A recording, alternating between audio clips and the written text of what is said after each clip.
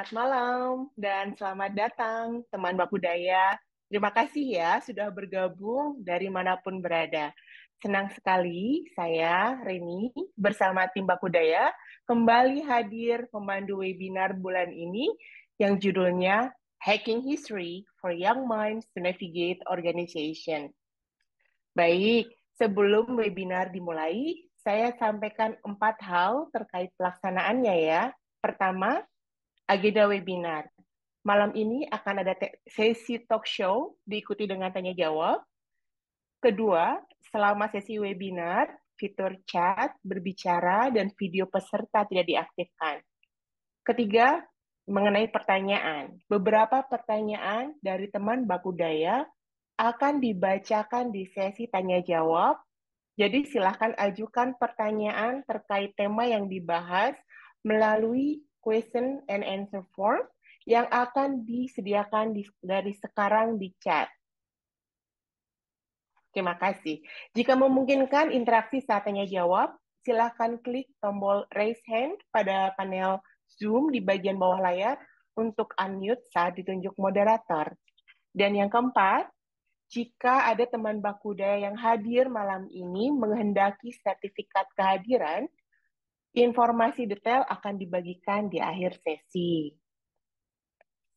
Topik webinar kali ini, Hacking History for Young Minds to Navigate Organization, berkaitan dengan peringatan Hari Kebangkitan Nasional 20 Mei kemarin, di mana hari kelahiran organisasi Budi Utomo pada tahun 1908 dianggap sebagai awal bagi rakyat Indonesia memiliki kesadaran untuk memperjuangkan kemerdekaan. Awalnya, generasi muda melalui organisasi Budi Utomo hanya memperjuangkan hak kesetaraan pendidikan, namun kemudian terinspirasi memperjuangkan kemerdekaan bangsa, sesuatu yang lebih besar.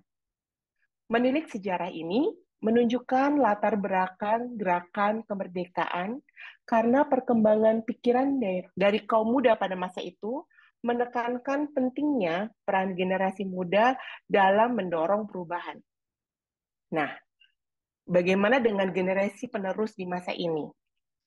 Sebagai bagian dari kelompok usia produktif, generasi muda, terutama Gen Z, sudah mulai mengambil proporsi dalam organisasi dan kehidupan berbangsa.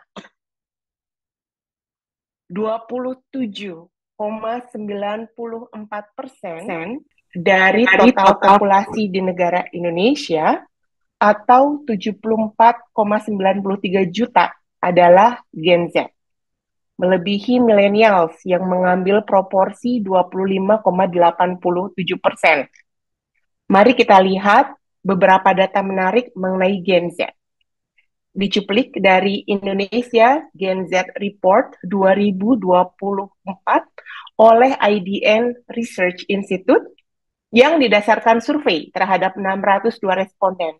Dipilih secara acak di 10 kota dan aglomerasi di Indonesia. Lelaki dan perempuan berusia 11 sampai 26 tahun di 2023 saat survei dilakukan, atau di tahun ini 12 sampai 27 tahun. Analisa data menunjukkan bahwa ketimpangan sosial merupakan concern utama dari Gen Z di Indonesia. Dengan perhatian mengenai mental health mengikuti, disusul oleh pendidikan dan perubahan iklim. Nah, bukan hanya lebih aware tentang mental health dan konsekuensinya, Gen Z juga mendobrak stigma mengenai mental health dengan berani membagikan pergulatan pribadi mereka, bahkan untuk hal yang dianggap tabu atau memalukan bagi generasi sebelumnya. Namun, umumnya, dukungan profesional masih di luar jangkauan. Maka, Gen Z mencari support melalui platform sosial media. Berbicara mengenai sosial media, menurut report ini, Gen Z di Indonesia sudah mulai eksodus nih dari Instagram yang kerap dianggap menampilkan kesempurnaan dan kehidupan tanpa celah ke TikTok yang disebut juga berfungsi sebagai tempat berlindung dari tekanan sosial dari platform Instagram untuk lebih menjadi diri sendiri. TikTok juga menjadi sumber info hal-hal estetis dan kreativitas yang tak mengenal batas. Lalu, bagaimana dengan dunia kerja? Apa sih yang dicari oleh Gen Z yang kerap dicap malas bekerja, tidak sopan dalam berkomunikasi, dan tidak bertanggung jawab? Ternyata report ini menginformasikan bahwa kesempatan untuk berkembang dan lingkungan kerja yang suportif menjadi faktor mendasar dalam membuat Gen Z Indonesia bertahan di satu tempat kerja. Secara global, Simon Sinek menyampaikan bahwa saat ini tantangan terbesar kita sebagai leader berada dalam posisi sulit, terutama dalam mengelola generasi muda. Because I think leadership is more difficult now than it has ever been. Because you're dealing with human anxiety, you're dealing with human uncertainty, you're dealing with human ambition and human egos, and again, especially young people who think they know what they want and don't, who have certainty and are very outspoken and do not mind going around their boss's boss to come to you. You know, so you're going to be dealing with a 19-year-old saying, "Why am I not given this?" And you're like, "I don't need, where do you work?" You know. They have no fear of doing that. They also have no fear of quitting. And so we've seen this pattern where, remember, as a young generation, they're actually less equipped to deal with stress than previous generations. And so anxiety is high, and they're very confrontation avoidant. Selanjutnya, Simon Sinek juga menyebutkan bahwa beberapa human skill, beliau lebih senang menyebut ini daripada soft skill, kurang diapresiasi dan dilatih oleh generasi di usia ini. Misalnya, bagaimana melakukan percakapan yang sulit atau difficult conversation, melakukan konfrontasi yang efektif, memberi dan menerima feedback, juga untuk meminta pertolongan. Analisa data dan info yang mudah diakses ini semoga bisa memberi insight untuk Gen Z Indonesia lebih mengenal diri sendiri dan juga bagi organisasi untuk lebih memahami Gen Z sehingga kedua pihak dapat berkolaborasi dengan terus memahami dan menyesuaikan satu sama lain. Nah, kita akan berbicara lebih mendalam mengenai hal ini melalui sesi talk show setelah ini. Live webinar ini diprakarsai oleh Bakudaya, merupakan salah satu bakti Bakudaya setiap bulan melakukan live webinar pro bono untuk berkontribusi dalam mengembangkan sumber daya manusia Indonesia. Bakudaya adalah HR Consulting yang beraspirasi menjadi partner terpercaya dalam mentransformasi organisasi melalui individu di dalamnya.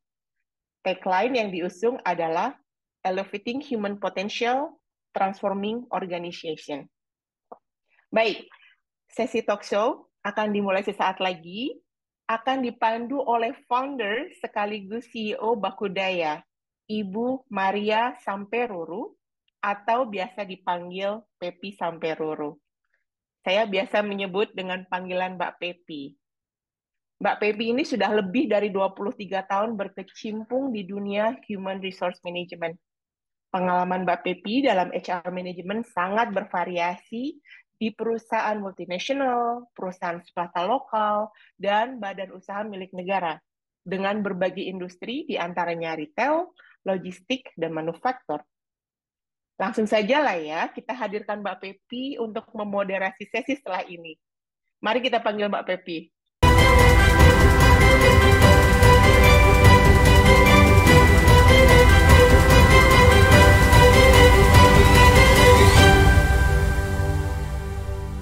Selamat malam. Halo.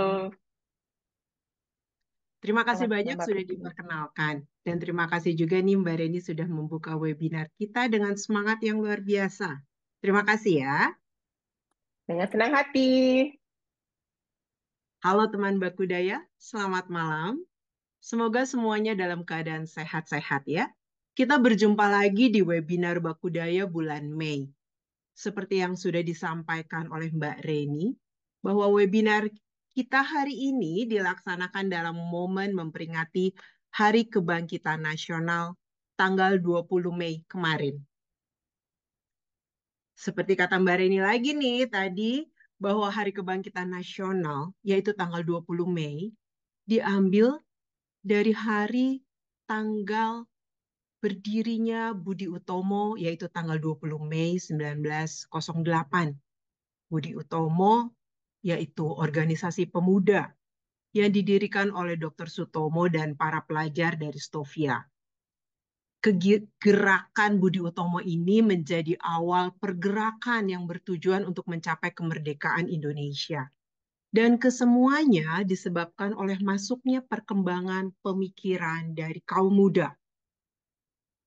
Pada webinar kali ini, Bakudaya ingin melihat lebih jauh tentang kaum muda di zaman now, yaitu Gen Z, yaitu mereka yang lahir tahun 1997 sampai dengan 2012, atau kira-kira sekarang usianya sekitar 12 sampai dengan 27 tahun.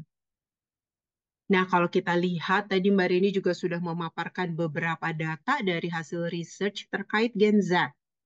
Nah, menurut World Economic Forum tahun 2024, Gen Z atau generasi Z ini menduduki 27% dari demografi karyawan. Jadi dia sudah membentuk bagian yang signifikan dari angkatan kerja global. Mereka mulai memainkan peranan penting dalam organisasi dengan pendekatan yang berbeda dan keinginan yang unik dalam lingkungan kerja ya. Kalau kita bandingkan dengan generasi-generasi lain yang ada di dalam dunia kerja. Perusahaan maka perlu menyesuaikan strategi mereka untuk menarik dan mempertahankan talenta dari Gen Z dengan fokus pada nilai-nilai yang mereka anggap penting seperti keseimbangan antara kehidupan kerja dan pribadi, kesempatan untuk pengembangan diri, dan budaya kerja yang inklusif serta berbasis teknologi. Gen Z yang akan menentukan keberlanjutan perusahaan karena mereka inilah yang akan menjadi future leader. Nah, di sisi lain, Gen Z pun perlu melihat perusahaan dari sudut pandang para pendahulunya. Sehingga pemahaman yang baik antara generasi yang berbeda ini akan membawa kemajuan untuk perusahaan. Maka, mari kita kenali lebih baik lagi sehingga organisasi dapat mengoptimalisasikan kontribusi mereka terhadap pertumbuhan organisasi, dan di sisi lain pun Gen Z dapat memahami apa yang diharapkan perusahaan terhadap mereka. Hal ini yang akan kita bahas dalam webinar kita hari ini dengan tema Hacking History for Young Minds to Navigate Organization. Pada kesempatan kali ini, Bakudaya mengundang keynote speaker yang secara khusus memberikan perhatian penuh kepada perkembangan sumber daya manusia di Indonesia. Beliau akan mengupas tuntas tentang tema kita hari ini. Saya, sebagai moderator, akan memandu jalannya sesi ini hingga Q&A nanti. Oh ya, form Q&A sudah ada di kolom chat ya. Silahkan dituliskan di form tersebut jika teman Bakudaya punya pertanyaan. Sekarang saya akan langsung saja memperkenalkan keynote speaker kita sebelum saya undang beliau untuk hadir di tengah-tengah kita. Nama beliau adalah Bapak PM Susbandono. Biasa dipanggil Pak Sus atau Pak Deksus. Ya, memang beliau sering dipanggil Pak Deksus. Karena memang sangat dekat dengan kita. Sangat kebapaan. Seperti berjumpa dengan Bapak atau Pak D kita sendiri. Orangnya sangat penuh perhatian, sangat mengayomi kepada kita generasi muda. Dengan pengalaman lebih dari 40 tahun pada berbagai bidang di oil and gas industry, beliau pernah menjadi bagian dari Medco Energy, juga Star Energy. Beliau pernah menduduki posisi sebagai VP Supply Chain, VP Human Resources, Relations and Services, Secretary of BOD hingga Advisor to the BOD, dan juga sebagai Director of Medco Learning. Dengan pengalaman yang solid, saat ini beliau memfokuskan perhatiannya kepada perkembangan sumber daya manusia di Indonesia. Bisa dikatakan bahwa beliau sebagai pemerhati sumber daya manusia Indonesia, beliau juga memberikan kuliah di berbagai universitas. Dengan gaya storytelling, beliau pun menjadi life inspirator. Beliau menulis buku dan juga menjadi narasumber di acara Wisdom of the Day. Misi hidupnya saat ini untuk menjadi pensiunan sukses. Sebuah ikhtiar meraih bahagia di akhir hayat dengan terus berbagi inspirasi dan kebijaksanaan. Hari ini beliau hadir di tengah-tengah kita untuk memberikan inspirasi dan kebijaksanaannya terkait dengan Gen Z di tengah-tengah perusahaan. Agar kita bisa menjadi manusia lebih baik, manusia yang berdaya, agar bangsa ini pun terus menjadi bangsa yang berdaya. Teman Baku Daya, saya undang Bapak PM Susbandono.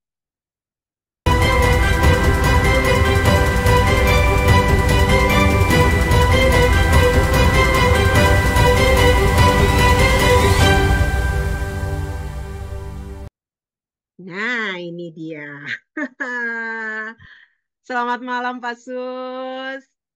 Selamat malam Pepi, selamat malam Kiki, Reni, dan semuanya yang ada di layar kaca saya.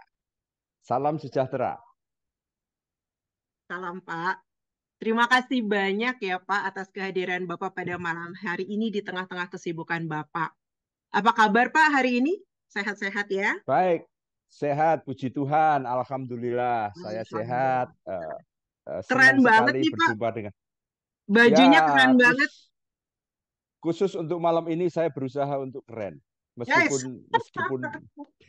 meskipun tidak Aku gampang untuk setuju. membuat saya keren. Oke. Tetap aja keren, Pak. Udengnya ini Ya. udeng ya, Pak ya? Yang di kepala udeng Ya, ya? saya nggak tahu aja, saya pokoknya bisa keren lah. Oke. Baik, Bapak. Bapak, malam ini tema kita adalah Hacking History for Young Minds to Navigate Organization. Nah, seperti tadi sudah dijelaskan juga bahwa topik ini diinspirasi oleh kebangkitan nasional yang baru saja kita peringati kemarin. Pada saat itu kelahiran Budi Utomo menjadi awal pergerakan mencapai kemerdekaan, dan pergerakan ini disebabkan oleh masuknya perkembangan pemikiran kaum muda. Nah, malam ini kita akan membahas secara khusus tentang kaum muda zaman now, yaitu Gen Z. Sebagai anak muda yang sekarang sudah masuk ke dalam organisasi. Kita akan secara khusus membahas tentang itu, Pak Sus. Dan Ya. sebagai awal, saya ingin mengajukan pertanyaan dan apa pendapat Bapak tentang sebenarnya apa sih korelasi dari semangat Hari Kebangkitan Nasional ini dalam organisasi di masa kini. Monggo, Pak. Oke, terima kasih. Begini, saya senang sekali karena ini dikaitkan dengan Hari Kebangkitan Nasional. Peristiwanya sendiri sudah berlangsung 116 tahun yang lalu. Kita tidak bisa membandingkan keadaan sekarang dengan 116 tahun lalu. Tetapi ada benang merahnya. Benang merahnya apa? Benang merahnya ya nomor satu adalah tokoh-tokoh pendiri Budi Utomo. Anda jangan kaget, pada umumnya itu usianya di bawah 25 tahun. Ketua Budi Utomo itu Dr. Sutomo namanya, itu usianya 22 tahun. Dr. Cipto Mangunkusumo, mungkin pada waktu itu beliau ini belum dokter, tapi mahasiswa di Universitas Fakultas Kedokteran Bumi Putra istilahnya. Itu mereka usianya 22 tahun. Kemudian ada Dr. Gunawan Mangunkusumo, usianya 20 tahun. Anehnya atau istimewanya, mereka itu diilhami oleh seseorang dokter juga, namanya Dr. Wahidin Sudirohusodo. Dr. Wahidin Sudirohusodo ini usianya 56 tahun. Jadi saya ingin mengambil kata kunci, Pepi, bahwa generasi muda yang sedang bergejolak, sama juga dengan generasi muda saat ini di perusahaan dan di organisasi di Indonesia atau di dunia, itu tidak bisa lepas daripada generasi sebelumnya. Dalam kasus Budi Utomo, Dr. Sutomo, Dr. Cipto, Dr. Gunawan tidak bisa lepas dari orang yang disebut sebagai Dr. Wahidin. Nah, terjadilah apa yang saya sangat senang dengan kata-kata ini atau kata ini. Terjadilah apa yang disebut sebagai alignment. Pepi, kebetulan 2 hari yang lalu saya dapat WA, pesan melalui WA dari seorang teman saya. Dia adalah seorang direktur dari sebuah perusahaan farmasi. Dan dia sering curhat mengenai masalah-masalah sumber daya manusia kepada saya. Begini, saya bacakan WA dia.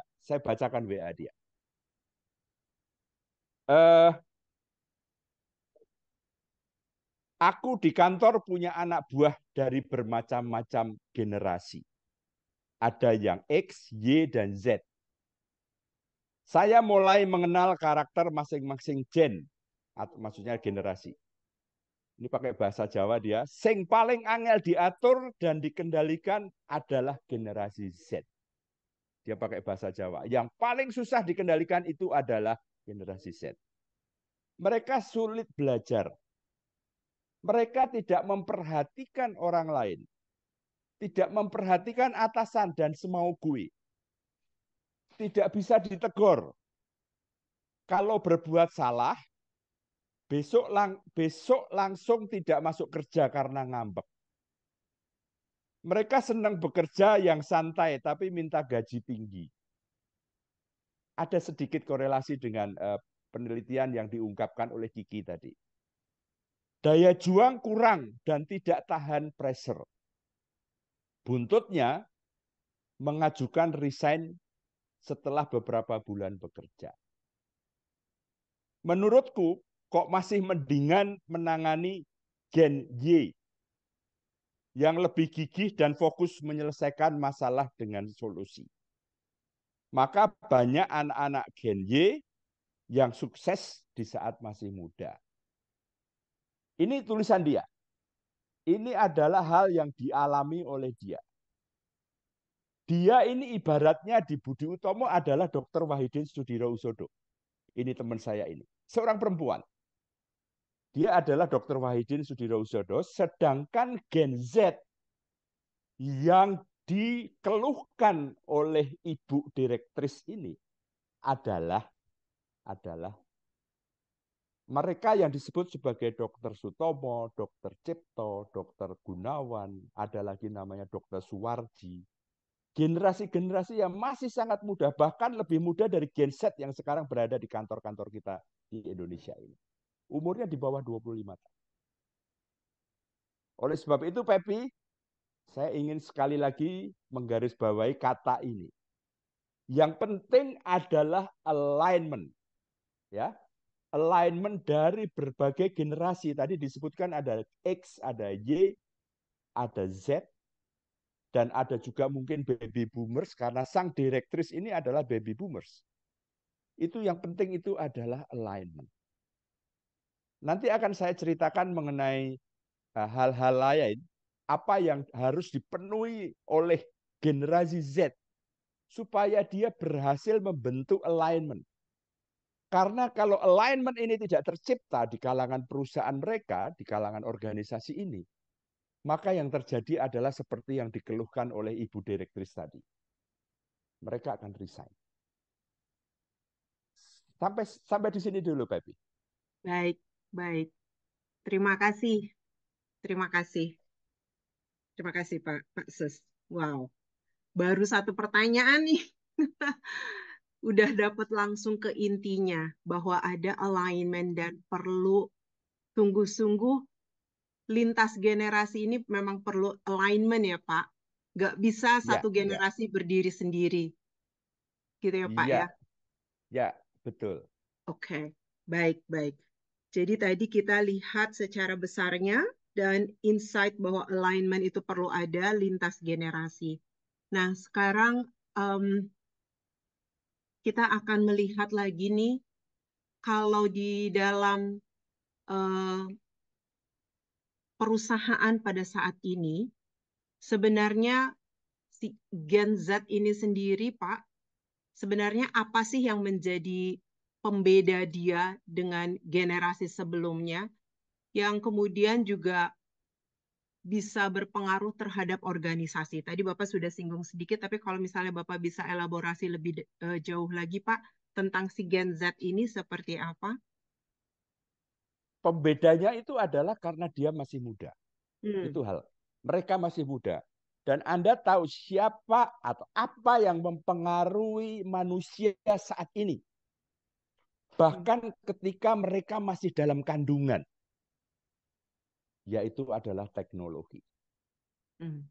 Itu pembedanya. Pepi, saya mengenal komputer waktu saya kuliah semester 4. Mhm. Saya semester 4, jadi kira-kira usia saya waktu itu 19 atau 20 tahun.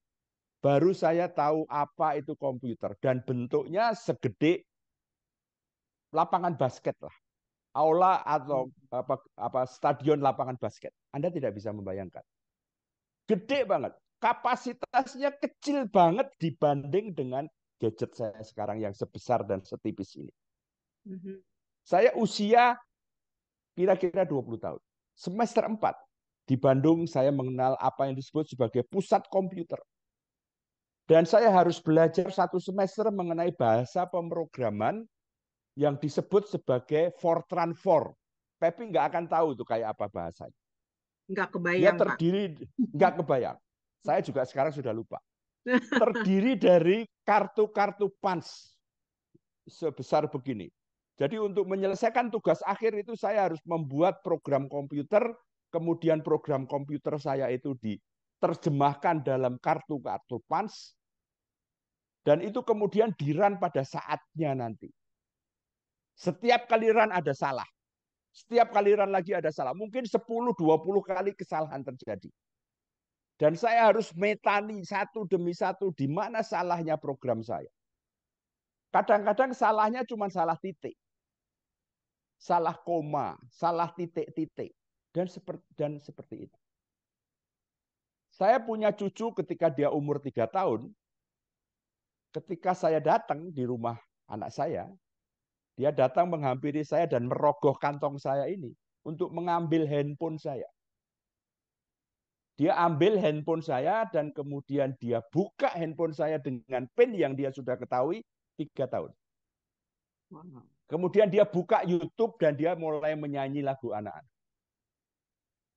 Saya nggak bisa bayangin saya umur 3 tahun seperti apa. Kalau tadi Pepi menanyakan pembedanya di mana? Pembedanya di situlah.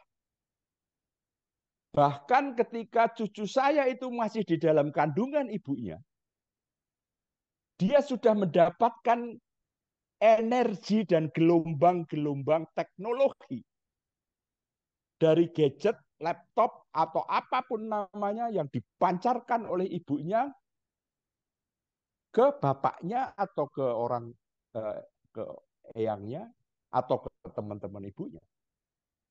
Saya sama sekali tidak bisa. Saya sama sekali tidak pernah mengalaminya. Bahkan saya melihat TV yang sekarang ini tidak pernah lagi ditonton orang.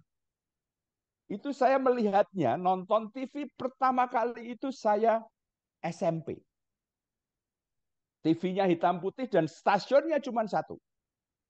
TVRI. Anda bisa bayangkan. Siaran dari jam 5 atau jam 6 sampai jam 10. Jadi pembedanya yaitu sementara orang seusia saya seperti yang dialami oleh Ibu Direktris tadi masih menjadi pengelola organisasi, pengelola perusahaan di mana mungkin sekitar 30% dari anak buahnya itu adalah Gen Z. Saya tidak bisa mendetailkan apa yang terjadi hiruk-pikuk ini.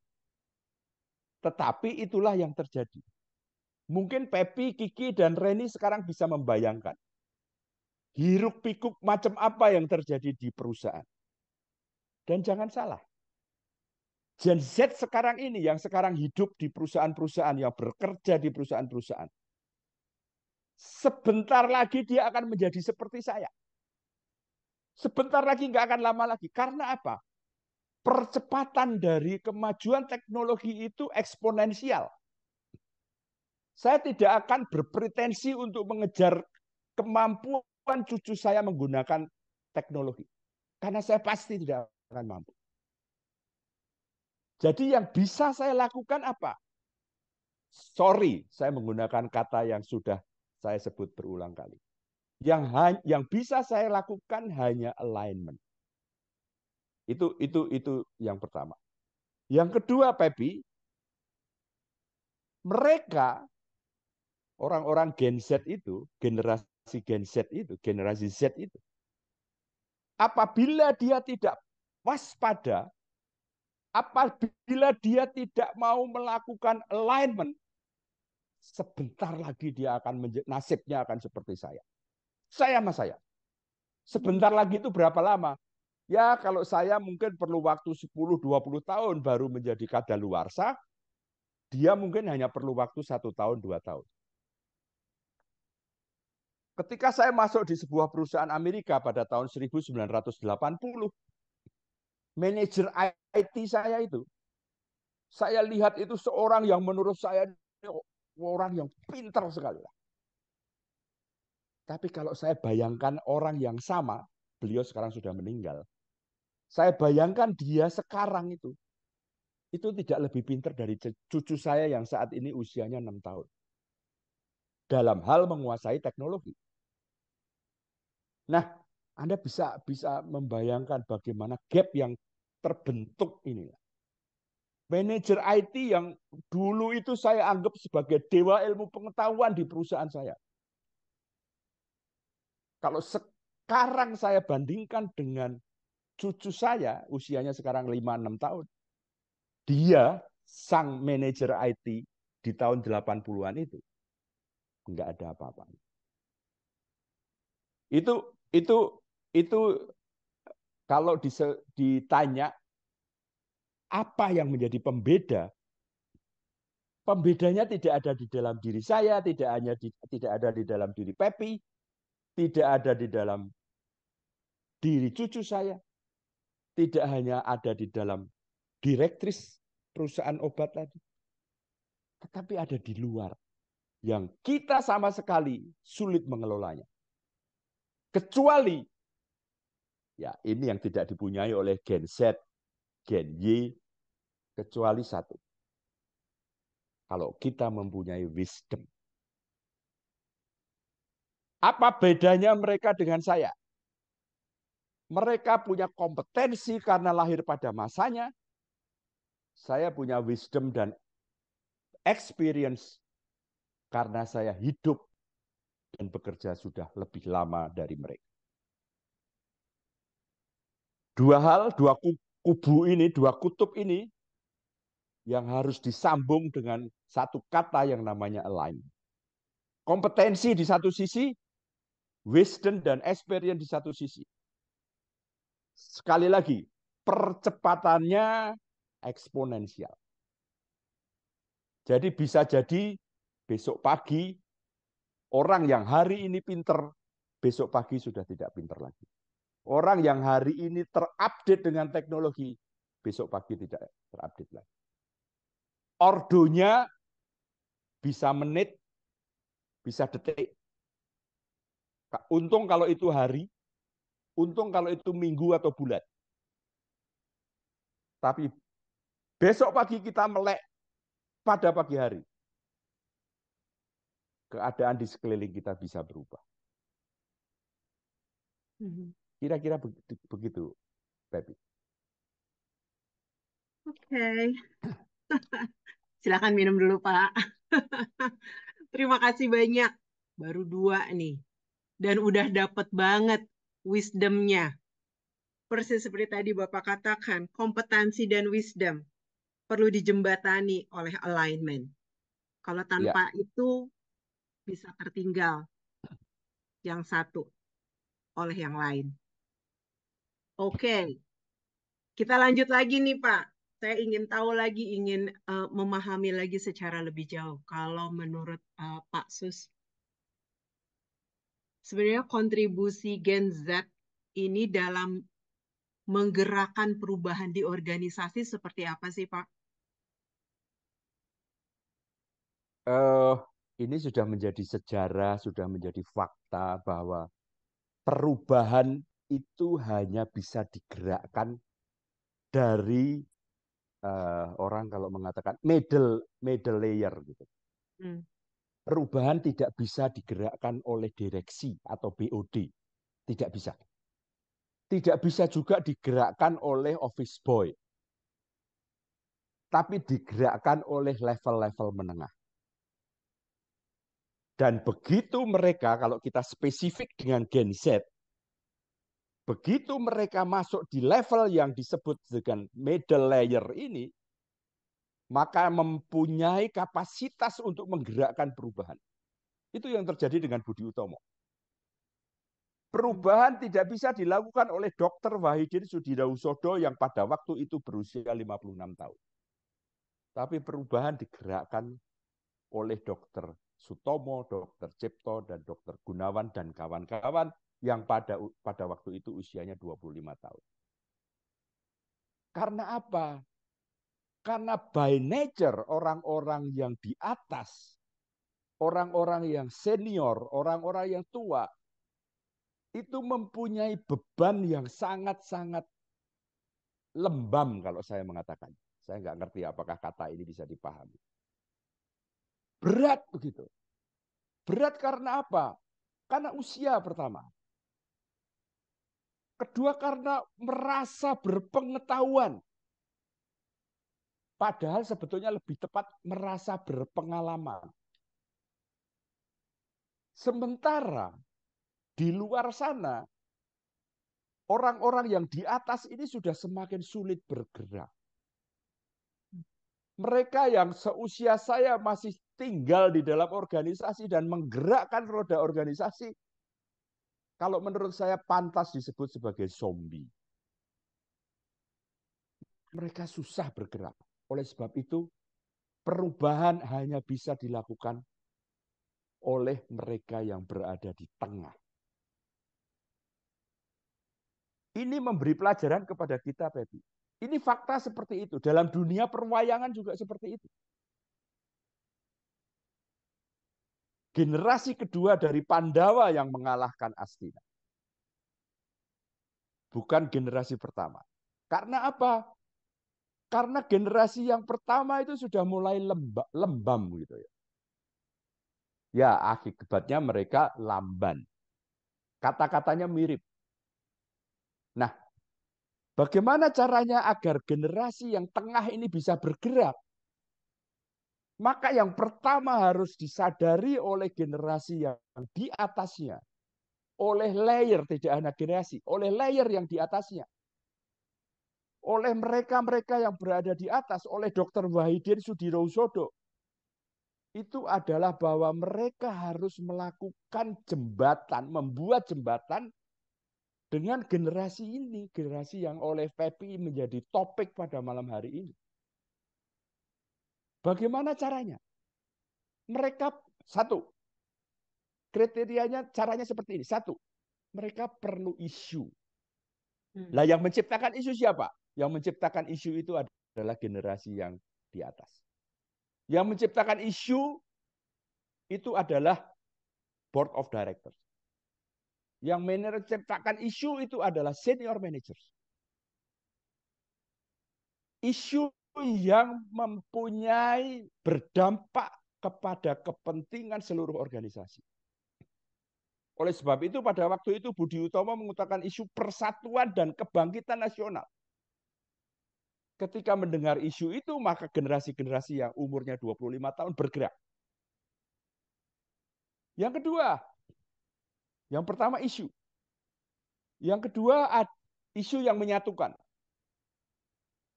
Kalau isu itu tidak menyatukan, maka yang generasi di bawahnya tidak akan mempunyai daya beli untuk membuat isu itu berubah menjadi perubahan. Yang kedua, harus disadari telah lahir zaman baru. Dan sekali lagi dalam kurung, percepatannya itu adalah eksponensial. Semakin lama semakin tegak, kurvanya semakin lama semakin tegak. Artinya apa? Percepatannya semakin tinggi. Yang ketiga, terjadi perubahan. Kalau Dr. Sutomo dan kawan-kawan tadi terjadi perubahan dari zaman penjajah ke zaman merdeka. Meskipun itu perlu waktu 37 tahun sebelum Indonesia merdeka. Tetapi perubahan itu sudah mulai di sana. Kalau Dr. Sutomo dan kawan-kawan bisa menggelindingkan roda dalam waktu 37 tahun, hari ini Pepi dan kawan-kawan, generasi Z, generasi Y, harus bisa menggelindingkan perubahan yang tadi saya bilang. Dalam waktu 1, 2, 3 hari, atau seminggu, atau sebulan. Ordonya sudah berubah, berbeda. Itu yang ketiga. Yang keempat, berani. Siapa yang nggak takut ketika pada waktu itu penjajah sedemikian berkuasa? Belanda demikian berkuasa di Indonesia. Tetapi mereka berani. Siapa yang nggak takut sama Elon Musk yang baru datang? Siapa yang nggak takut? Saya mungkin ketemu saya takut saya. Tetapi kita harus berani. Karena syarat kita yang keempat, berani. Artinya juga berani gagal. Yang kelima, harus rela menderita. Celakanya Pepi, syarat yang kelima yang dimiliki oleh para generasi Budi Utomo tadi, itu tidak atau kurang dimiliki oleh generasi-generasi sekarang. Itu kalau Pepi bicara mengenai pembeda.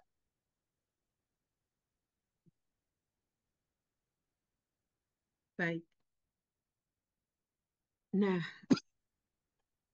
tadi ini menarik sekali, Pak Sus. Jadi ada 5 tadi ya, isu yang menyatukan, lahirnya zaman baru, terjadinya perubahan, adanya keberanian dan rela menderita. Nah, yang nomor 5 ini yang tadi menjadi ya suatu kondisi yang kemudian sangat berbeda dengan kondisi saat ini. Nah, dalam hal itu, apa yang harus dilakukan, Pak? Masih di mute punten, Bapak? Yes. Saya nggak bisa menjawab dengan tegas gitu ya. Tetapi begini Pepi, bahwa memimpin menjadi leader, termasuk dalam hal ini leader perubahan, itu adalah menderita. Menderita tidak dalam arti apa ya, kurang makan atau begitu, tidak. Tapi menderita itu adalah bahwa begini. Anda kenal orang namanya Malcolm Gladwell ya. Malcolm Gladwell itu pengarang buku terkenal namanya Outliers. Dalam buku Outliers itu, Gladwell itu mengatakan begini. Zaman kini, kriteria untuk sukses itu ada 6 hal. Untuk sukses. Pertama, dia harus smart, harus cerdas. Kedua, dia harus berbakat. Ketiga, dia harus mendapat dukungan lingkungan. Ini 3 yang pertama. Tadi kan saya bilang 6 ya. Ya. 3 pertama itu adalah cerdas, berbakat, dan mendapat dukungan lingkungan. 3 yang kedua, 4, 5, dan 6, itu adalah kerja keras. Yang kedua, 3 kedua yang kedua, itu adalah pantang menyerah. Dan 3 kedua yang ketiga, itu adalah siap untuk beruntung. Nah, Pepi, yang disebut sebagai penderitaan, dalam tanda petik, sebagai syarat untuk bisa menggulirkan perubahan di dalam organisasi. Itu syarat menderita itu ada di 3 yang kedua. Mau tidak mau, suka tidak suka, kita harus atau mereka harus mengalami 3 hal yang kedua itu. Kerja keras, pantang menyerah, dan siap untuk beruntung.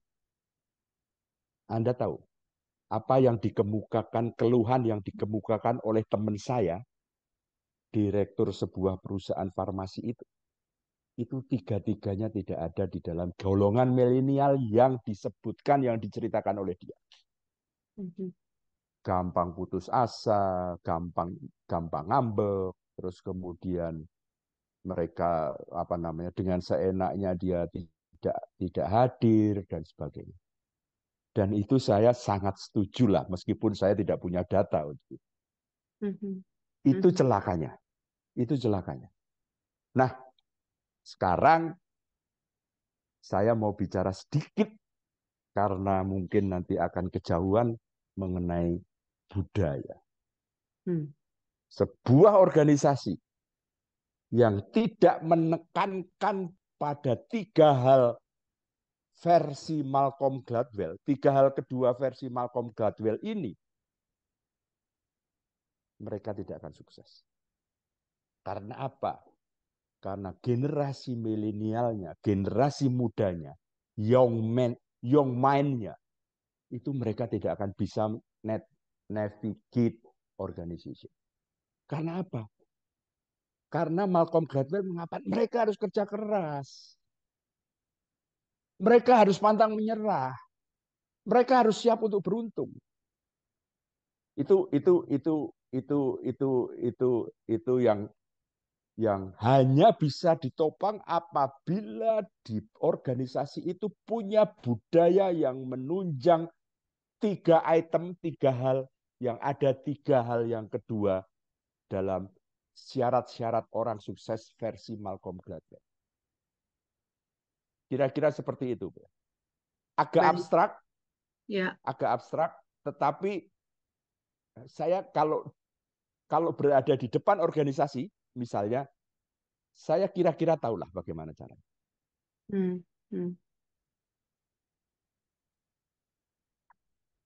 Oke.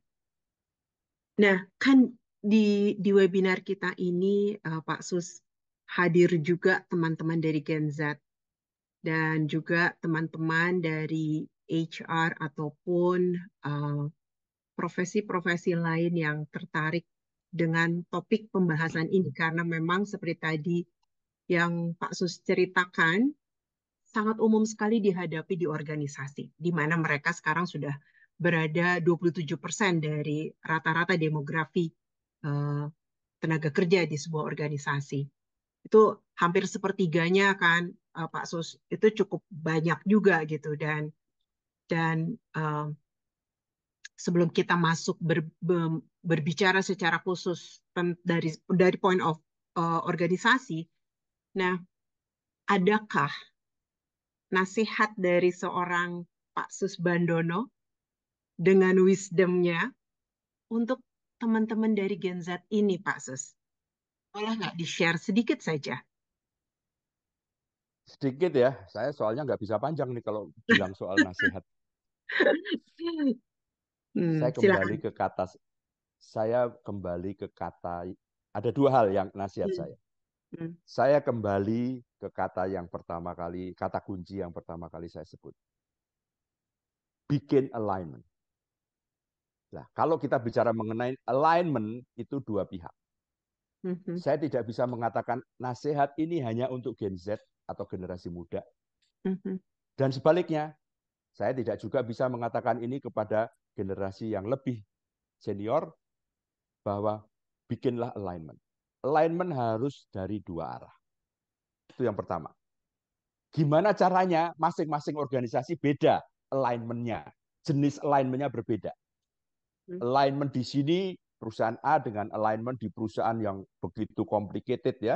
Misalnya begitu besar, dimensi spasialnya besar gitu, seperti misalnya katakanlah Bank Mandiri. Dimensi spasialnya besar, dimensi vertikalnya besar, dimensi horizontalnya besar, maka alignment seperti ini tidak mudah. Alignment ini tidak mudah.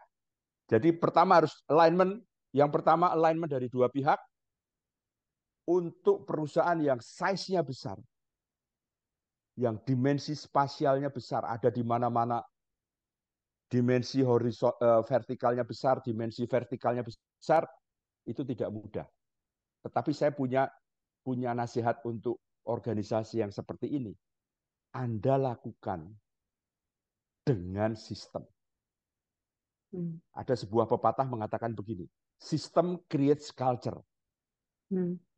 Ya, system creates culture. Mengapa orang Indonesia tidak bisa disiplin, tapi ketika tiba di Singapura hanya 2 jam, maka tiba di Changi Airport saya bisa disiplin. Karena di sini tidak ada sistem, di sana ada sistem. Selesai. Ya. Alignment bisa dibuat dengan sistem. Bagaimana cara membuat sistemnya? Lah itu sangat situasional. Itu yang pertama. Yang kedua, sadarilah masing-masing generasi ini. Bawah, menengah, dan di atas, sadarilah bahwa generasi tua mempunyai wisdom dan experience. Anda tidak bisa bantah.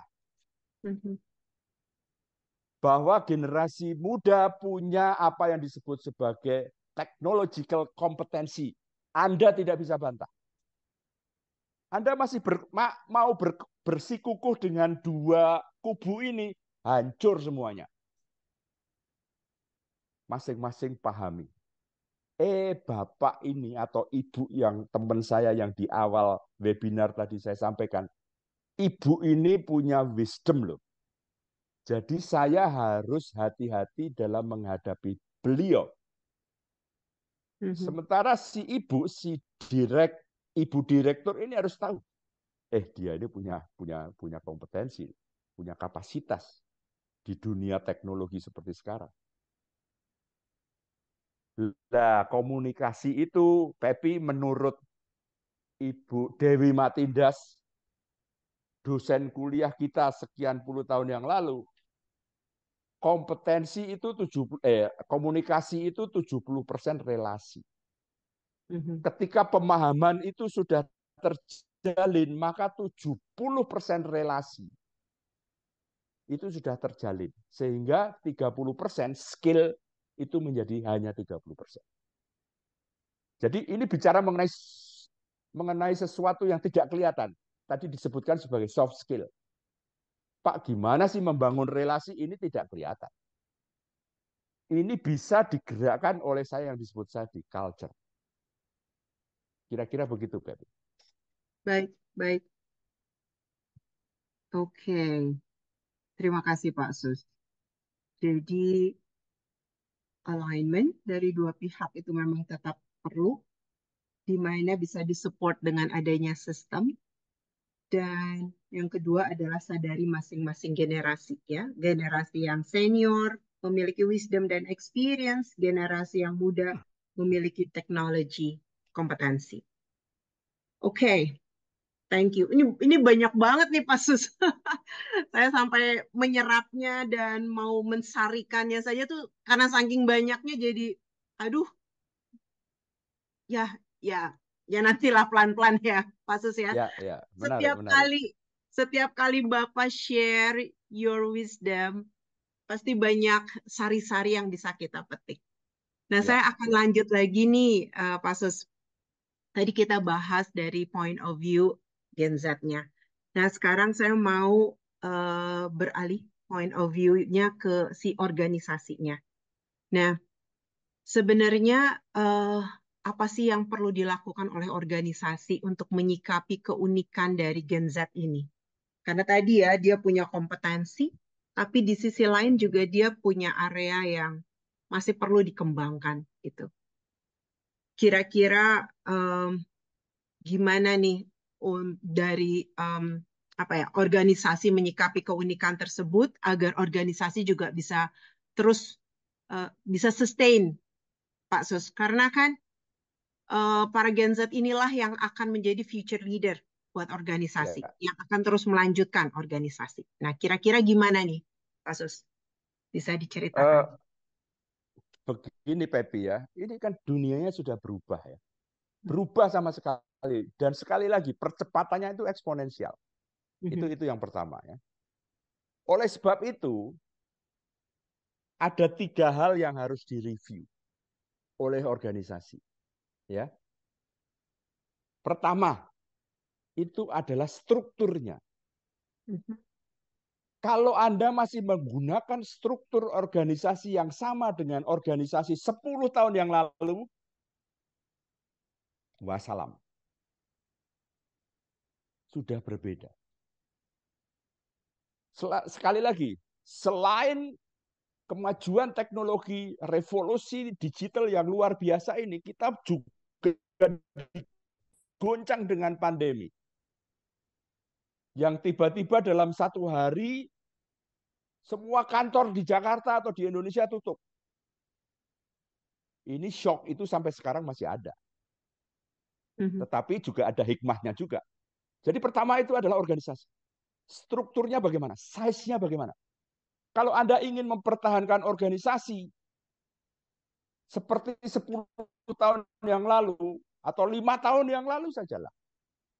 Baik size-nya maupun alurnya maupun line of command-nya maupun kotaknya, wassalam. Cepat atau lambat Anda akan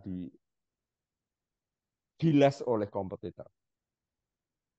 Yang kedua itu adalah proses bisnisnya, bisnis prosesnya. Bisnis prosesnya harus Anda review. Dunia sudah berubah. Jadi kalau Anda masih punya aturan di buku PKB bahwa semua orang harus masuk jam 7 dengan menggunakan ceklokan, mesin ceklokan itu, mesin absensi Anda itu akan diketawain orang. Itu salah satu contoh yang paling mudah.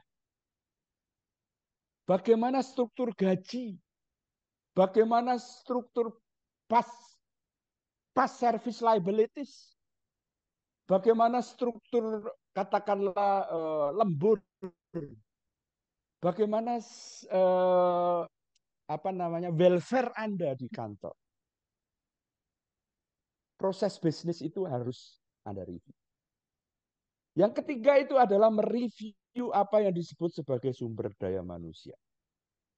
Trainingnya bagaimana? Pelatihannya bagaimana? Pengembangannya bagaimana?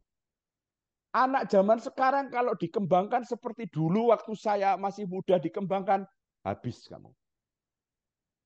Kalau Anda masih memberikan kuliah-kuliah seperti ketika saya mendapatkan kuliah 10 atau 20 tahun yang lalu, habis Anda.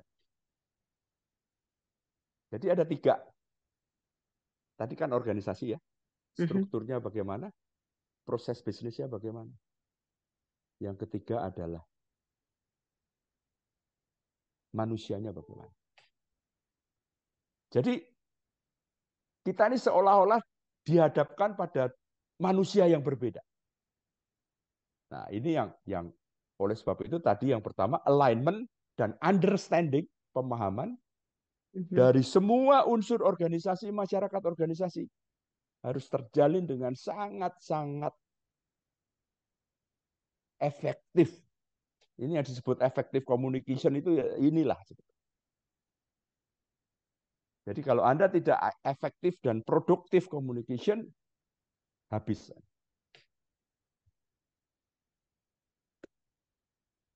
Oke. Nah, saya mau lanjut lagi nih, Pak Sus. Jadi tadi kan kita udah lihat dari sisi organisasi. Nah, sekarang sebenarnya kalau kita lihat lagi Gen Z ini untuk menjadi bagian dari organisasi, apa sih yang harus Gen Z sikapi dalam menghadapi tuntutan organisasi pada saat ini? Ya, itu tadi sebetulnya kan bolak-balik aja ya, dari organisasi apa, dari Gen Z apa, dibalik aja sekarang. Syaratnya sama. Gen Z harus sekali lagi memahami bahwa telah terjadi apa yang disebut bahwa di atas sana itu terjadi manusia yang berbeda dengan saya. Dia harus pahami. Kalau dia tidak pahami, ya habis juga Gen Z-nya. Ingat loh, ingat Gen Z, ancaman terhadap Anda itu jauh lebih berbahaya dibandingkan ancaman terhadap saya. Kenapa? Karena ekstrapolasi tadi, apa namanya, akselerasi dari percepatannya itu sangat sangat tinggi. Ancamannya beda. Saya relatif sekarang sudah tidak punya ancaman.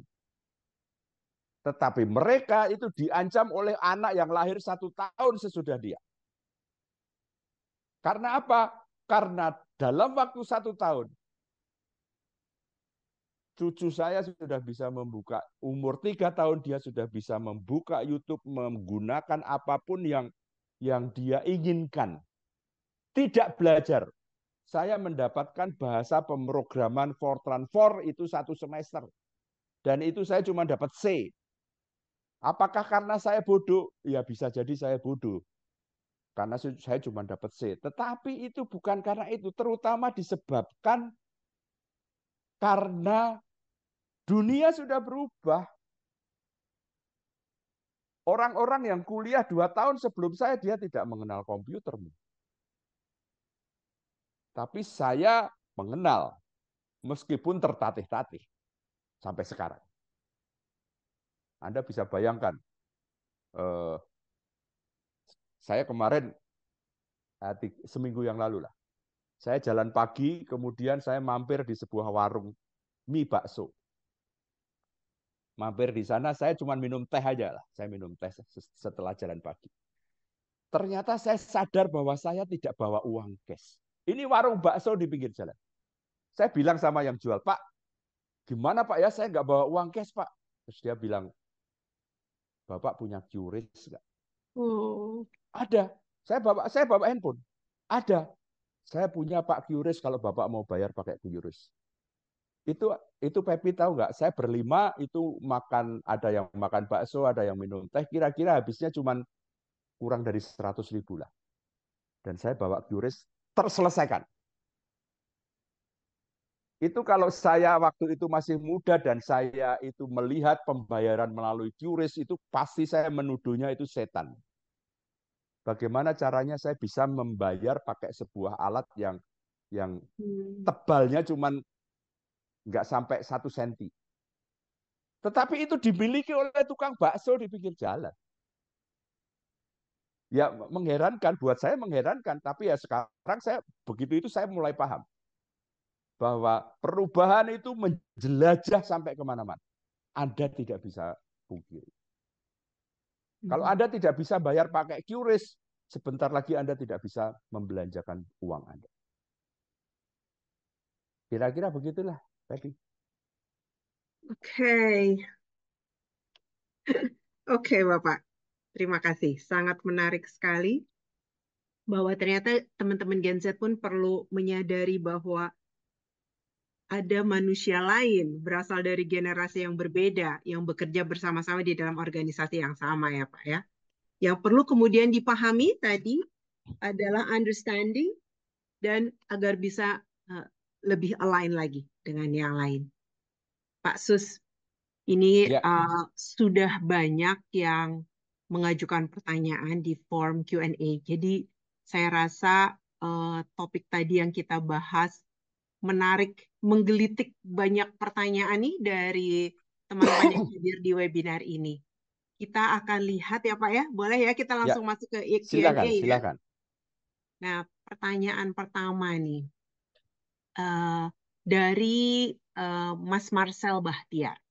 Pak Sus, saya lihat ada satu case influencer Gen Z yang narasinya sangat confident dan cenderung arogan, bahkan menggunakan kata-kata kurang santun dan menyinggung.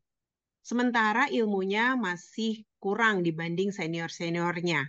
Hal ini saya lihat juga banyak terjadi di organisasi dan masyarakat dan jadi norms, overconfident ke arogan, sehingga dapat menyinggung yang lebih senior. Mohon insight bagaimana organisasi menyikapinya. Terima kasih. Monggo, Pak. Mas Marcel, saya yakin dia tidak akan tahan lama. Hari ini dia bisa sukses. Orang-orang seperti itu di perusahaan, saya yakin tidak akan tahan lama. Sepinter apapun dia. Karena apa? Karena begitu Anda boleh arogan sendirian, boleh. Anda arogan boleh, sendirian tapi ya. Tapi begitu Anda masuk ke kompleksitas yang lebih tinggi, katakanlah organisasi atau perusahaan, maka arogansi Anda itu harus di-setel gitu. Di-setel agar arogansi Anda itu align dengan budaya di perusahaan itu. Kalau saya jadi direktur utamanya dari perusahaan yang di mana salah satu Gen Z saya itu arogan, saya akan menugaskan bagian sumber daya manusia untuk mengelola anak ini dengan spesial. Gimana caranya? Ya, tentunya tergantung situasi yang ada di situ. Tetapi sekali lagi, sistem bisa membantu. Meskipun yang lebih utama itu adalah sumber daya manusianya. Tetapi sistem bisa membantu. Karena apa? Sistem itu sekali lagi, sistem creates culture. Begitu sistem itu sudah tertegakkan, maka culture akan tertegakkan. Begitu culture tertegakkan, maka orang-orang yang keluar dari culture itu akan terlempar dengan sendiri. Kira-kira begitu. Oke. Baik, Bapak.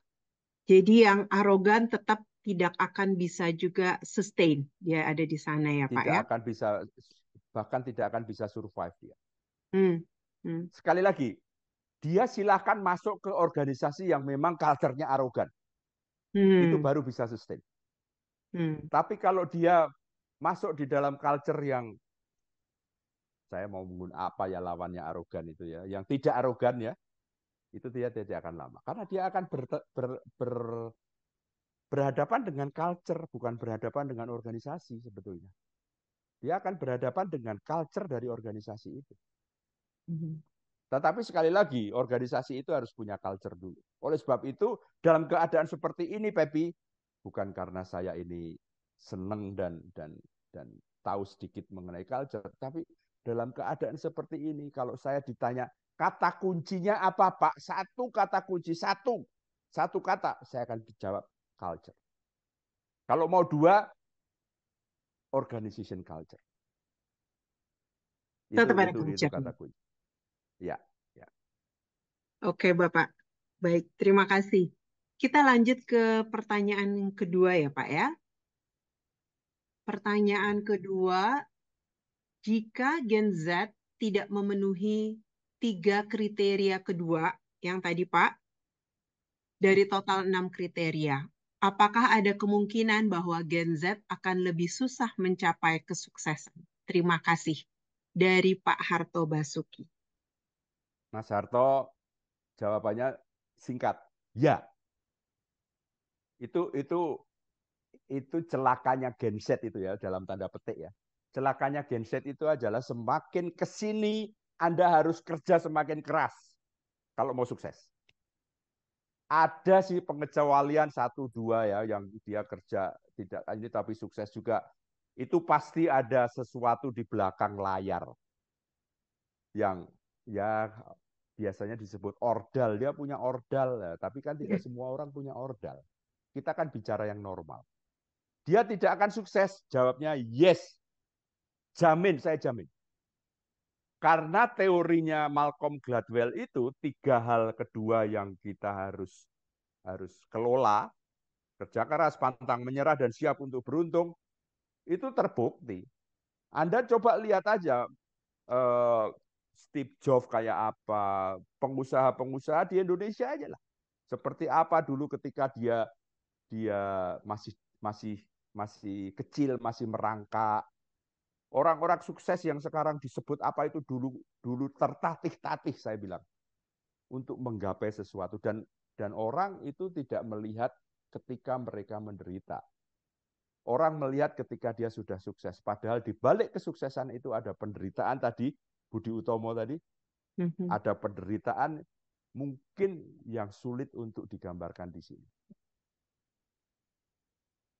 Kira-kira begitu kali. Oke, baik, baik Bapak. Baik, jadi 3 hal itu memang syarat utama ya Pak ya untuk Mutlak. sukses Ya, mutlak. Baik, ya. kita lanjut ke pertanyaan ketiga ya Pak. Untuk mencapai alignment yang dimaksud Pak Sus, menurut saya juga dibutuhkan kesabaran dan toleransi antar generasi. Menurut Ya, Pak Sus, jenis dan tingkat kesabaran dan toleransi seperti apa yang diperlukan antar generasi seperti ini? Terima kasih, Pak Heru Danardatu. Mas Heru. Ya, ini kata toleransi ini memang memang ajaib ya, apa namanya ya, ya ajaib lah ya. Kamu harus bertoleransi dong dengan Gen Z, iya gitu. Tapi pertanyaannya menjadi berubah ketika jawabnya menjadi berubah ketika sejauh apa saya harus toleransi, sejauh kepentingan perusahaan itu mengizinkannya. Kalau kepentingan perusahaan itu tidak mengizinkannya, tidak tidak bisa memenuhi dari kepentingan perusahaan, ya kamu stop aja toleransinya, Mas. Anda stop aja toleransi. Selesai toleransi. Karena kepentingan perusahaan itu adalah nomor satu. Ya, itu kira-kira seperti itu. Kalau Gen Z menjadi bagian dari perusahaan, maka kepentingan perusahaan itulah yang nomor satu ya, Ya, Susi. ya, yang menjadi target tujuannya itu adalah kepentingan perusahaan. Kalau dia tidak sesuai dengan kepentingan perusahaan, objektif, target dan sebagainya, ya selesai lah. Toleransi itu harus berakhir. Artinya Baik, toleransi ya toleransi, tapi ada batasnya lah. ada batasnya. Ya, Ya, oke. Baik, Bapak, masih ada lagi pertanyaan? Pertanyaan berikutnya adalah, bagaimana menurut Bapak mengenai keterlibatan Gen Z dalam dunia politik di Indonesia, terutama jika sebagai leader?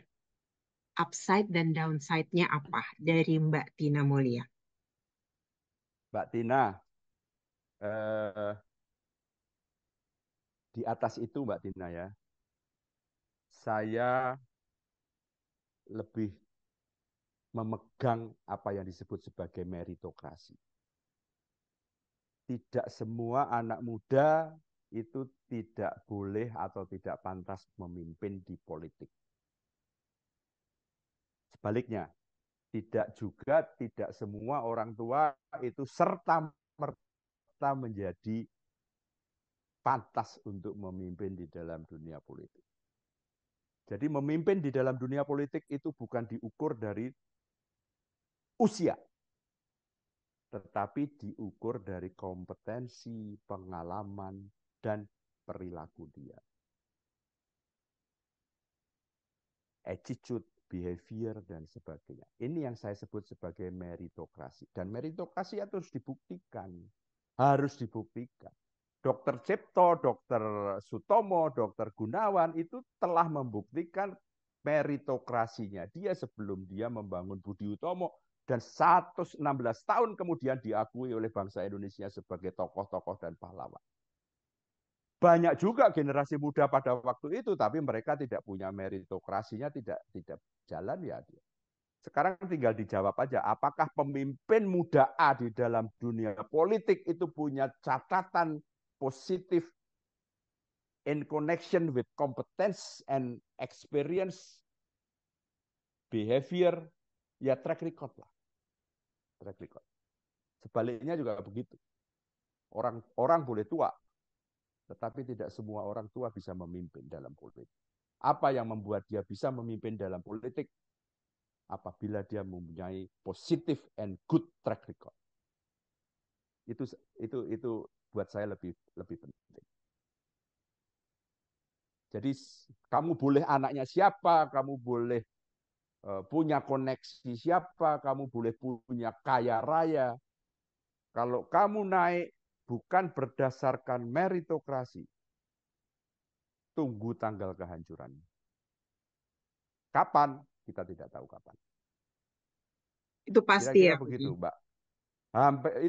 Itu yang mengadili bukan saya, bukan Malcolm Gladwell. Itu yang mengadili adalah alam. Alam. Hukum alam Alam berarti yang ya. mengadili. Hukum alam, itu hukum alam. Oke, Kira-kira begitu. baik. Meritokrasi. Oke, Meritokrasi. baik. Baik, Pak Sus. Ada lagi nih pertanyaan berikutnya ya, Pak. Kita lanjut ke pertanyaan berikut. Gen Z adalah generasi pertama yang lahir dan tumbuh sepenuhnya di era digital. Bagaimana Gen Z memanfaatkan teknologi untuk mengatasi tantangan sosial dan lingkungan dengan cara inovatif yang belum pernah dilakukan generasi sebelumnya. Kemudian berikutnya ada lagi, bagaimana generasi... Sorry, ini siapa tadi yang bertanya? Ini nggak ada namanya Pak Sus, anonim. Jadi ada dua nih eh, pertanyaannya. Tadi pertama adalah bagaimana Gen Z memanfaatkan teknologi untuk mengatasi tantangan sosial dan lingkungan dengan cara yang inovatif. Dan yang kedua adalah bagaimana generasi sebelumnya untuk legowo dengan ketertinggalan dalam teknologi dan mendukung atau memfasilitasi Gen Z. Ya, begini ya Mas Anonim ya atau Mbak Anonim ya. Eh, Revolusi digital atau teknologi itu kan sebetulnya alat ya. Itu alat.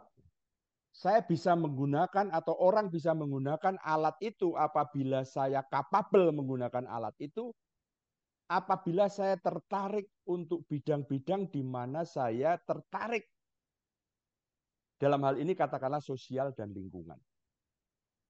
Kalau saya tidak tertarik dengan bidang sosial dan dunia lingkungan, maka saya tidak akan bisa menyelesaikan masalah sosial dan lingkungan dengan alat apapun, termasuk dengan alat teknologi. Problemnya adalah bagaimana caranya suprastruktur, dalam hal ini adalah negara, itu harus bisa membuat generasi muda itu tertarik untuk menggeluti masalah-masalah sosial dan masalah-masalah lingkungan. Dan dengan sendirinya, apakah itu Gen Z atau generasi apapun, dia akan menggeluti masalah sosial dan lingkungan itu dengan menggunakan alat yang ada, dalam hal ini adalah teknologi. Jadi sekali lagi, teknologi itu adalah alat. Mau diselesaikan untuk menyelesaikan masalah sosial, lingkungan, politik, hukum, itu semua itu adalah bidang-bidang yang saya tertarik atau tidak. Salah seorang anak muda nih, saya kebetulan datang ke saya. Dia tadinya itu seorang drilling engineer. Jadi kemudian dia pada suatu saat pada dasarnya dia itu tertarik dengan dunia agriculture.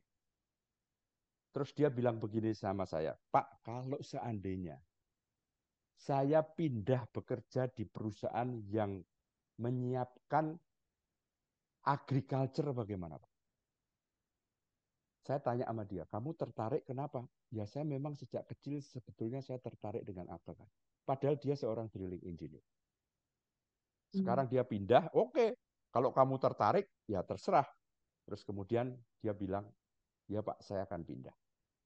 Kira-kira udah 1 tahun atau 2 tahun dia pindah dan dia sekarang sangat enjoy dengan pekerjaan dia dan perusahaannya maju bukan karena dia semata-mata, tetapi saya yakin diantaranya karena dia.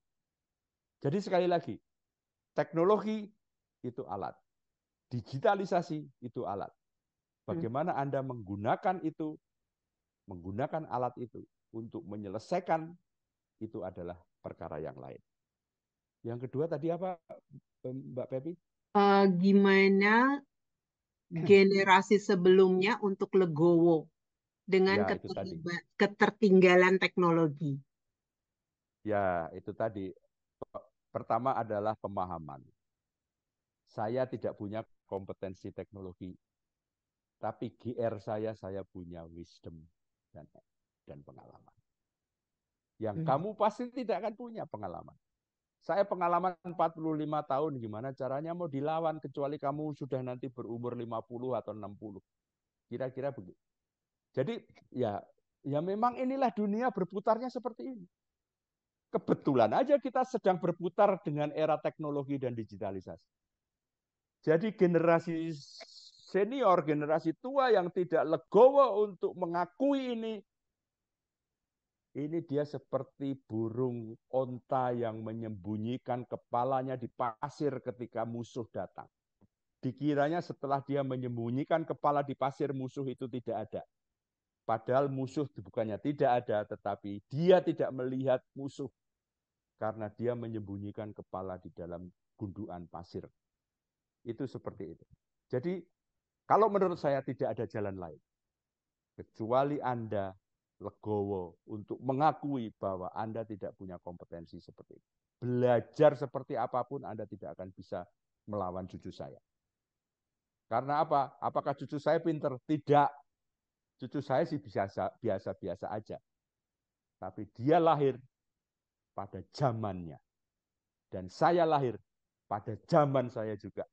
Yang pada waktu itu belum ada televisi, belum ada handphone, apalagi belum ada komputer, belum ada QRIS, belum ada apa-apalah dibanding dengan dunia sekarang.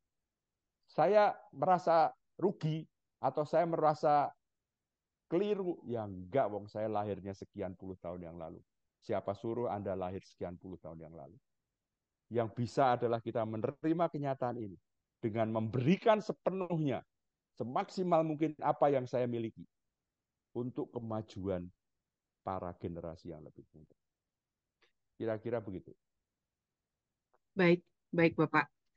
Eh, ini kayak masih ada waktu sedikit, masih ada satu pertanyaan. Tapi saya pun masih ada satu pertanyaan lagi nih Pak.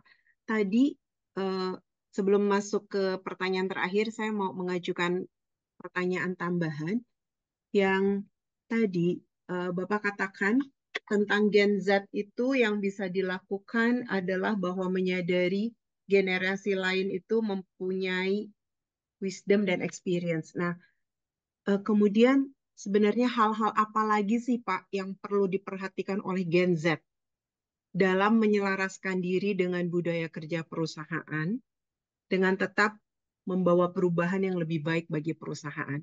Jadi oke, dia aware bahwa seniornya itu pasti punya strength tersendiri, tapi selain itu apa lagi yang perlu mereka perhatikan, Pak? Ini sebetulnya tugas organisasi ya. Tugas organisasi itu adalah membuat agar para Gen Z atau siapapun anggota organisasi itu sadar siapa organisasi yang dia bekerja sekarang. Siapa itu apa? Siapa itu bukannya pemiliknya siapa ya, pemiliknya siapa kita juga harus tahu. Tetapi kita harus tahu bahwa organisasi yang saya bekerja sekarang itu mempunyai ciri-ciri seperti apa. Ini yang kita harus tahu. Dan mau tidak mau, suka tidak suka, Anda harus menyesuaikan dengan apa yang ada, sistem yang ada di sana, dan yang lebih-lebih lagi, yang terutama itu adalah budaya organisasi. Budayanya seperti apa? Terserah, kalau Anda tidak cocok dengan budaya organisasi, silakan. Silakan maksudnya ya tinggalkan organisasi. Tapi kalau Anda masih berada di situ, suka tidak suka, setuju tidak setuju, Anda harus ikut dengan budaya organisasi. Nah, di lain pihak, organisasi harus menyesuaikan. Ini sekarang zamannya Gen Z loh. Anda harus membuat budaya Anda itu seperti atau align dengan budaya Gen Z. jadi dua arah. Kalau tidak terjadi alignment ini, saya tidak yakin ini organisasi akan bertahan lama. Kira-kira begitu. Baik, baik Bapak. Thank you. Jadi tadi perlu pahami perbedaan dengan generasi sebelumnya dan juga apa budaya yang berlaku di dalam organisasi. Ya, Itu ya Pak, ya. yang perlu diperhatikan oleh teman-teman Gen Z ini. Baik, terima kasih Pak Sus. Pertanyaan terakhir, bagaimana menurut pandangan Bapak mengenai pandangan Gen Z tentang work-life balance yang berbeda dengan generasi sebelumnya? Dari Dede Erianto. Mas Dede, ya saya juga setuju lah. Setuju work-life balance itu saya setuju lah. Tapi work-life balance itu harus disesuaikan dengan kepentingan organisasi. Jadi kepentingan organisasi satu hal, work-life balance itu adalah satu hal. Organisasi yang bijak itu harus memperhatikan work-life balance para pegawainya. Pegawai yang bijak harus memperhatikan kepentingan dan kebutuhan organisasi yang dianut. Bahwa, ini harus disadari ya, bahwa hari-hari ini, masa-masa kini, dunia usaha, dunia pada umumnya itu menuntut para pegawainya untuk bekerja dengan keras, dengan lebih keras. Itu ya. Ya saya nggak enak dong Pak. Ya siapa suruh Anda lahir sekarang. Saya dulu bekerja tidak sekeras anak saya bekerja sekarang. Meskipun penghasilan saya lebih besar pada waktu itu dibanding sekarang. Kalau disetarakan. Ya nggak adil dong Pak. Ya di dunia ini memang tidak adil Mas. Terus gimana Pak? Ya itu take it or leave it. Ingat Malcolm Gladwell ya. Anda kalau tidak bekerja keras, Anda tidak akan sukses. Kenapa begitu? Tuntutannya seperti itu. Mengapa tuntutannya seperti itu? Karena dunia berubah setiap saat. Setiap saat, bukan setiap tahun. Anda membuat rencana 5 tahun dulu sering saya melakukan. 5 years planning itu dulu saya sering melakukan. Jangankan 5 tahun. 1 tahun aja rencananya sudah berubah nggak karu-karuan. Kenapa? Dunia sekelilingnya berubah. Kompetitor kita berubah, produk berubah, raw material berubah, proses berubah. Ya, finance-nya berubah. Kita mau apa? Kita kan berada dalam sekrup yang kecil di antara sekian besar dunia nyata yang sedang berputar dengan begitu cepat.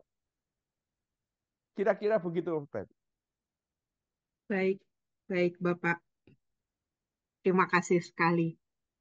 Tadi itu pertanyaan terakhir Pak dari sesi Q&A kita dan juga kita sampai di akhir dari sesi talk show sebelum nanti kita tutup sesi webinar kita malam ini. Terima kasih banyak Pak Sus. Sangat banyak sekali insight yang bisa kami bawa pulang nih Pak Sus tentang Gen Z, tentang organisasi, karena kami juga tentunya bagian dari organisasi yang perlu memperhatikan juga nih keberadaan Gen Z ini seperti apa. Seperti tadi kata Bapak, bagaimana alignment budaya perusahaan dengan budaya Gen Z juga. Biar lagi-lagi si perusahaan bisa sustain. Sekali lagi terima kasih banyak Pak Sus. Sama-sama. Sehat-sehat selalu ya Pak Sus ya. Puji Tuhan, alhamdulillah. Supaya terus menginspirasi banyak anak muda nih, biar Indonesia menjadi lebih baik lagi. Terima kasih banyak. Oke Bapak, terima kasih. Selamat malam. Selamat malam. Baik, teman Bakudaya. Banyak banget insight yang bisa kita ambil ya dari Pak Sus.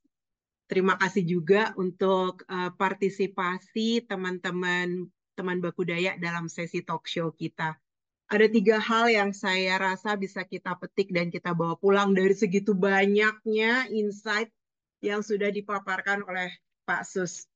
Yang pertama adalah jelas alignment. Alignment didasari oleh understanding. Alignment antara kompetensi dan wisdom. Kompetensi yang dimiliki oleh Gen Z dan juga wisdom dan experience yang dimiliki oleh generasi sebelumnya. Kemudian yang kedua adalah perubahan itu akan terjadi di layer tengah. Jadi kalau sekarang Gen Z mulai masuk, tentunya nanti Gen Z juga yang akan membantu perubahan di dalam organisasi.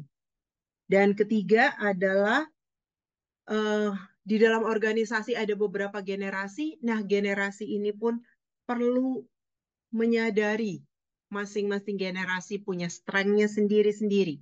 Generasi yang lebih senior, mereka memiliki wisdom dan experience yang tidak akan bisa dikejar oleh generasi yang muda.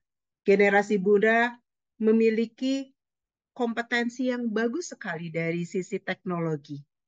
Jadi, keduanya memang perlu memahami satu sama lain. Dan tadi, lagi-lagi, melakukan alignment. Itu 3 hal yang bisa kita petik secara garis besarnya dari sesi talk show kita yang sangat menarik malam ini dengan Pak Susbandono. Teman Bakudaya, dimanapun kita berada, mari kita ciptakan lingkungan yang saling memberdayakan, lingkungan yang mampu membantu dan merangkul semua pihak untuk menjadi lebih berdaya lagi.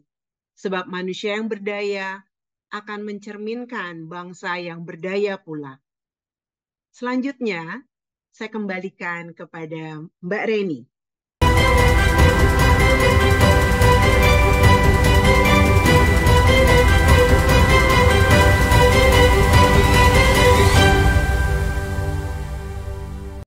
Hai Mbak Reni. Halo Mbak Pepi, Seru terima kasih banget talk sekali. show-nya ya. Oke. Saya kembalikan deh sesi berikutnya ke Mbak Reni ya, dan saya mohon pamit. Terima kasih. Diterima, terima kasih. Teman Bakudaya, terima kasih sudah bersama-sama sampai di segmen akhir live webinar Hacking History for Young Minds to Navigate Organizations malam ini. Kita sudah menyimak sesi talk show tentang Gen Z yang sangat hangat dan juga mencerahkan dari Pak Deksus dan Mbak Pepi. Serta sesi tanya-jawab. Terima kasih teman Bakudaya yang sudah meluncurkan pertanyaan-pertanyaan yang panas membara. Nah, sebelum pamit, saya sampaikan 3 hal berikut. Pertama, mengenai sertifikat kehadiran, jika ada yang memerlukan. Konfirmasi dan penulisan nama, silahkan isi form yang linknya ada di kolom chat. Kedua, rekaman webinar malam ini dapat diakses di kanal YouTube Bakudaya. Dan yang ketiga, untuk info webinar berikutnya, tunggu di akun Bakudaya, baik melalui Instagram, LinkedIn, Facebook. Nah, teman Bakudaya, sampailah kita di penghujung webinar malam ini, Hacking History for Young Minds to Navigate Organizations, yang dipersembahkan oleh Bakudaya. Saya, Reni, dan tim Bakudaya mengucapkan terima kasih yang sebesar-besarnya kepada Bapak PM Susbandono dan Mbak Pepi atas wisdom dan pengalaman sekian puluh tahun yang seharinya sudah dibagikan dalam 1,5 jam malam ini. Dan tentu saja apresiasi tinggi untuk semua teman Bakudaya dimanapun berada yang sudah bergabung. Mari kita bangkit bersama, bahu-membahu untuk Indonesia yang lebih berdaya. Terima kasih, terima kasih, terima kasih. Sampai jumpa di webinar berikutnya.